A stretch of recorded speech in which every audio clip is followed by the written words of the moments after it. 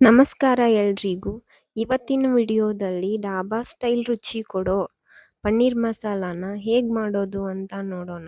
ಹಾಗೆ ಇದು ಇನ್ಸ್ಟಂಟ್ ಆಗಿ ಕೂಡ ಮಾಡೋದು. ಇದಕ್ಕೆ ಒಂದು ಪ್ಯಾನ್ಗೆ 2 ಟೇಬಲ್ ಸ್ಪೂನ್ ಎಣ್ಣೆ, 1 ಟೇಬಲ್ ಸ್ಪೂನ್ ಬೆಣ್ಣೆ ಹಾಕಿ ಬೆಣ್ಣೆ ಕರಗಿದ ನಂತರ ಈ ರೀತಿಯಾಗಿ ಕಟ್ ಮಾಡ್ಕೊಂಡಿರೋ ಪನ್ನೀರ್ ಹಾಕಿ ಚೆನ್ನಾಗಿ ಫ್ರೈ ಮಾಡ್ಕೊಳ್ಳಿ.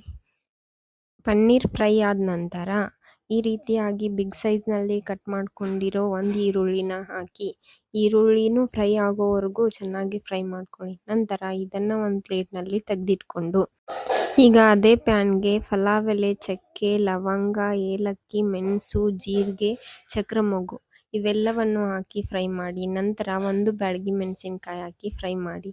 ಈಗ ಸಣ್ಣದಾಗಿ ಕಟ್ ಮಾಡ್ಕೊಂಡಿರೋ ಒಂದು ಈರುಳ್ಳಿನ ಹಾಕಿ ಚೆನ್ನಾಗಿ ಫ್ರೈ ಮಾಡಿ. ನಂತರ 1 ಟೇಬಲ್ ಸ್ಪೂನ್ ಶುಂಠಿ ಬೆಳ್ಳುಳ್ಳಿ ಹಾಕಿ ಹಸಿ ವಾಸನೆ ಹೋಗೋವರೆಗೂ ಫ್ರೈ ಮಾಡಿ. ಫ್ರೈ ಆದ ನಂತರ ಟೊಮೆಟೊ ಪ್ಯೂರಿನ ಹಾಕಿ ಈಗ 1 ಟೇಬಲ್ ಸ್ಪೂನ್ ಅಚ್ಕಾರದ ಪುಡಿ, ಗರಂ ಮಸಾಲ, ಧನಿಯಾ ಪುಡಿ ಹಾಗೆ ಅರಿಶಿಣ ಪುಡಿ ಹಾಕಿ ಮಿಕ್ಸ್ ಮಾಡಿ. ಹಾಗೆ ಸ್ವಲ್ಪ ಉಪ್ಪು ಹಾಕಿ ಮಿಕ್ಸ್ ಮಾಡಿ. ಇದು ಚೆನ್ನಾಗಿ ಎಣ್ಣೆ ಬಿಟ್ಕೊಂಬರೋವಾಗ ಪನ್ನೀರು ಹಾಗೆ ಈರುಳ್ಳಿನ ಫ್ರೈ ಮಾಡಿದ್ವಲ್ಲ ಅದನ್ನ ಹಾಕಿ ಚೆನ್ನಾಗಿ ಮಿಕ್ಸ್ ಮಾಡಿ.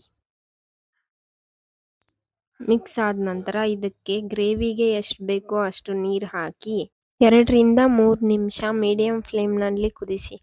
ನಂತರ ಈಗ ಫ್ರೆಶ್ ಕ್ರೀಮ್ ಹಾಕಿ ಚೆನ್ನಾಗಿ ಮಿಕ್ಸ್ ಮಾಡಿ. ಮನೆಯಲ್ಲಿ ಪನ್ನೀರ್ ಇದ್ರೆ ಈ ರೆಸಿಪಿನ ಒಂದ್ಸಲ ಟ್ರೈ ಮಾಡಿ ನೋಡಿ. ಇನ್ಸ್ಟಂಟ್ ಆಗಿ ತುಂಬಾನೇ ರುಚಿಯಾಗಿರುತ್ತೆ. ಇದು ಚಪಾತಿ, ರೊಟ್ಟಿ, ಅನ್ನದ ಜೊತೆ ತುಂಬಾ ಸೂಪರ್ ಆಗಿರುತ್ತೆ. ಬೇರೆ ಎಲ್ಲ ರೀತಿನಲ್ಲೂ ಪನ್ನೀರ್ ಮಸಾಲ ಮಾಡಿರ್ತೀರ, ಒಂದ್ಸಲ ಈ ರೀತಿನೂ ಟ್ರೈ ಮಾಡಿ, ತುಂಬಾ ಟೇಸ್ಟಿಯಾಗಿರುತ್ತೆ. ಈ ವಿಡಿಯೋ ನಿಮಗೆ ಇಷ್ಟ ಆದರೆ ಲೈಕ್ ಮಾಡಿ, ಶೇರ್ ಮಾಡಿ, ಸಬ್ಸ್ಕ್ರೈಬ್ ಮಾಡಿ. Thank you.